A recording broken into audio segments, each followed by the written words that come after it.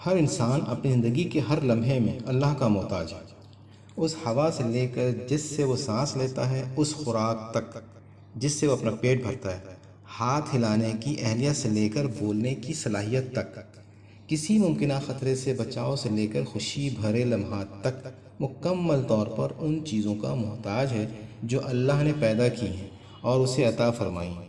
پھر بھی انسان کی کثیر تعداد اپنی کمزوریوں کا ادراک نہیں کر سکتی کہ وہ اللہ کے محتاج ہیں۔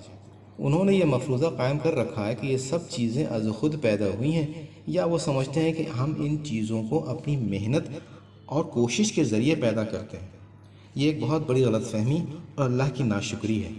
یہ مقام حیرت ہے کہ جو لوگ معمولی سے معمولی تحفے پر بھی انسانوں کا بار بار شکریہ ادا کرتے ہوئے نہیں تھکتے، اپنی پوری زندگی اس حالت میں گزار دیتے ہیں کہ اللہ کی بے شمار نعمتوں کا جو انہیں زندگی بھر حاصل رہیں کبھی بھول کر بھی شکر ادا نہیں کرتے۔ تاہم اللہ نے انسان کو اتنی نعمتوں سے نوازا ہے کہ اگر وہ گننا چاہے تو بھی نہیں گن سکتا۔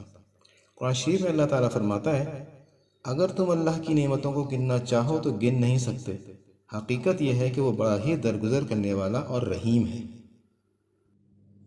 اس حقیقت کے باوجود انسانوں کی اکثریت بے شمار نعمتیں پا کر بھی اللہ کا شکر ادا نہیں کرتی۔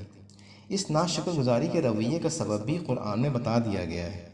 شیطان، جس نے انسانوں کو اللہ کی راہ سے بھٹکانے کی قسم اٹھا رکھی ہے، اس نے اعلان کیا تھا کہ اس کا اصل مقصد لوگوں کو اللہ کے راستے سے بھٹکانا اور اللہ کا ناشکر گزار بندہ بنانا ہے۔ اس نے اللہ کے سامنے نافرمانی اور سرکشی پر مبنی جو بیانات دیے اور جو ظاہر کیے، انہی سے اللہ کے شکر کی اہمیت اجاگر ہوتی ہے۔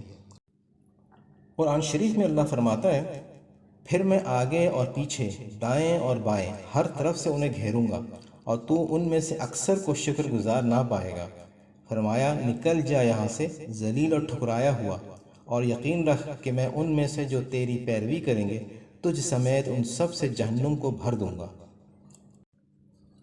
دوسری جانب اہل ایمان اپنی کمزوریوں سے آگاہی رکھنے کی وجہ سے انتہائی عز و انکساری کے ساتھ اس کی عنایات پر یہ جانتے ہوئے اس کا شکر ادا کرتے ہیں کہ ہر چیز کا مالک حقیقی اللہ کی ہی ذات ہے۔ اپنے دل کی گہرائیوں سے اپنی اچھی صحت، اپنے حسن و جمال، اپنے علم و بصیرت، ایمان سے اپنی محبت، کفر سے اپنی نفرت، فہم و ادراک، ان سب نعمتوں پر اس کا شکر ادا کرتے ہیں۔ ایک خوبصورت منظر کو دیکھ کر، معاملات کو بآسانی طے ہوتے پا کر، اپنی خواہشات کی تکمیل ہوتے دیکھ کر، مسرتوں کے لمحات پا کر، گرد و پیش کے لوگوں کا اچھا طرز عمل دیکھ کر، اور اس طرح کی بے شمار عنایات پر اہل ایمان فوراً اللہ کی طرف رجوع کرتے ہیں اور اس کا شکر بجا لاتے ہیں۔ اس اچھے اخلاقی کردار کے عوض اللہ تعالیٰ نے اہل ایمان کے لیے بڑا اجر مقرر کر رکھا ہے۔ قرآن مجید میں اس نے ایک اور انعام کا بھی انکشاف کیا ہے، وہ یہ ہے کہ اس نے شکر گزار بندوں کی نعمتوں میں اضافے کا اہتمام کر رکھا ہے۔ مثال کے طور پر وہ انہیں مزید بہتر صحت و قوت عطا فرماتا ہے، انہیں مزید علم و بصیرت سے نوازتا ہے، یا ان پر مزید دولت نچھاور کرتا ہے۔ یہ اس لیے کہ وہ اس کے مخلص بندے ہیں جو اللہ کے دیے ہوئے پر قناعت کرتے ہیں، اس کی عنایات پر خوشی کا اظہار کرتے رہتے ہیں اور اللہ کو اپنا دوست سمجھتے ہیں۔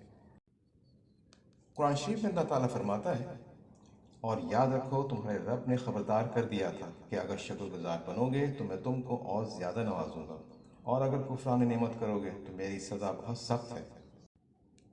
اہل ایمان مشکل ترین حالات میں بھی اللہ کے شکر گزار رہتے ہیں۔ اللہ تعالیٰ فرماتا ہے کہ میں اپنے بندوں کو خوف، بھوک، نقص اموال یا جان سے آزماؤں گا۔ ایسی صورت میں اہل ایمان خوشی محسوس کرتے ہیں اور دلی طور پر مطمئن رہتے ہیں، کیونکہ انہیں امید ہوتی ہے کہ اس آزمائش و صبر و استقامت کا مظاہرہ کرنے کے عوض اللہ جنت میں بہترین نعمتوں سے نوازے گا۔ وہ یہ بھی جانتے ہیں کہ اللہ کسی پر اس کی وسعت اور طاقت سے زیادہ بوجھ نہیں ڈالتا۔ ان حقائق کا شعور ان کے دل کو صبر و تشکر کے جذبات سے مالا مال کر دیتا ہے۔ اس لیے اہل ایمان کی غیر متزلزل اطاعت اور استقامت کا جذبہ انہیں دنیا و آخرت میں اللہ تعالیٰ کی نعمت کا مستحق بنا دیتا ہے۔